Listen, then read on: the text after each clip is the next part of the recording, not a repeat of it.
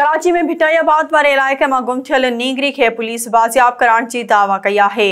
उन हवाले से वधीक तफ़सील ॿुधाए रहियो आहे शाहिद कुराई। जी शाहिद, छा तफ़सील आहिनि? जी बिल्कुल, मां ॿुधाईंदो हलां त ही भिटाइयाबाद वारो इलाइक़ो आहे जितां 13 सालनि जी नीगरी गुज़िरियल ॾींहुं घर वापसि ईंदे रस्ते में जेको आहे सो गुम थी वई हुई, जॾहिं त वारसनि पारां जेको आहे सो अगवा जो शक ज़ाहिर कयो वियो। नीगरी जे वालिद पारां थाणे ते जेका आहे सो उहा दरख़्वास्त पिणु दाख़िल कराई हुई, जंहिंमें चयो वियो त मुंहिंजी नियाणी घर ईंदे जेको आहे रस्ते में गुम थी वई आहे।